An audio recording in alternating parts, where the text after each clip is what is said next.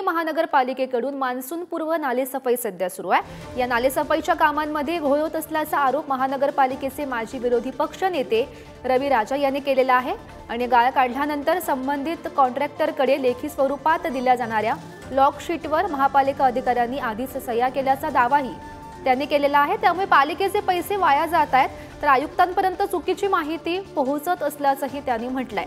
आणि या सर्व संदर्भात बातचीत केली आहे आमचे प्रतिनिधी विक्रांत शिंदे यांनी। रवी राजा जे बृहन्मुंबई महानगरपालिकेचे माजी विरोधी पक्ष नेते आहेत, त्यांचा आरोप आहे, त्यांच्याकडे पुरावे आहेत असा त्यांचा दावा आहे। त्यांचा आरोप असा आहे की हे जे गाळ काढला जातोय त्या गाळ काढण्याच्या कामामध्ये नेमका काहीतरी घोळ सुरू आहे, काहीतरी भ्रष्टाचार सुरू आहे असा त्यांचा आरोप आहे। आपण त्यांच्याशी बातचीत करूया, नेमकं त्यांचं काय म्हणणं आहे जाणून घेऊया। सर, नेमकं काय सुरू आहे असा तुमचा दावा आहे, असा आरोप आहे?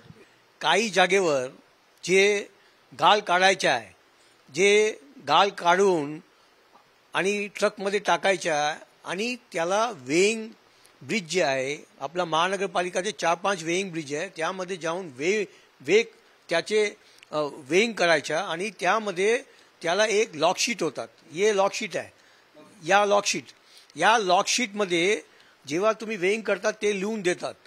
आपला ऑफिसर जे आहे, सब इंजिनियर जे साइन करून हे लॉकशीट देतात की कुठे जाऊन तुम्ही डंपिंग करायचं आणि त्याचे एक कॉपी त्या ट्रकमध्ये देतात आणि एक कॉपी स्वतः महानगरपालिकाचे ऑफिसर ठेवतात। या लॉकशीट आधारावर त्याला पेमेंट देतात। बट असं आहे की लॉकशीटमध्ये काही लिहिलेलं नाही आणि ते काय करणार,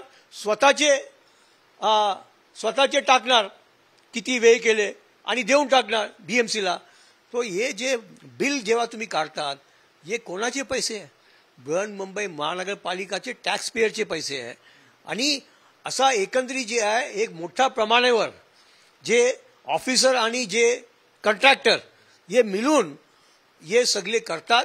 तर माझा यामध्ये स्पष्ट आरोप आहे आणि मी महानगरपालिकाचे आयुक्तला सांगणार आणि आदरणीय मुख्यमंत्री साहेबांनी काल राऊंड घेतले, सगळे नाले बघितलं।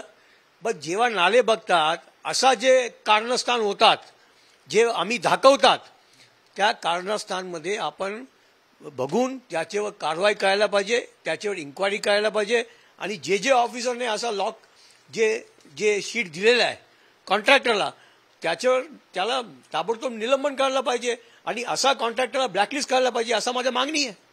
कॅमेरा पर्सन नितीनसह मी विक्रांत शिंदे, पुढारी न्यूज, मुंबई। तर BMC अधिकाऱ्यांनी नेमकी काय माहिती दिली आहे ग्राफिक्सच्या माध्यमातून पाहूयात। या संदर्भातील तक्रार आमच्याकडे आलेली आहे।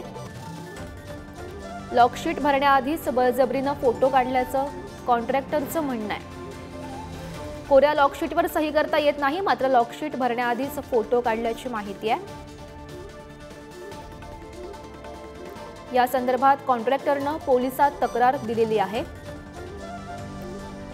अशी माहिती या अधिकाऱ्यांनी दिल्याचं पाहायला मिळत आहे।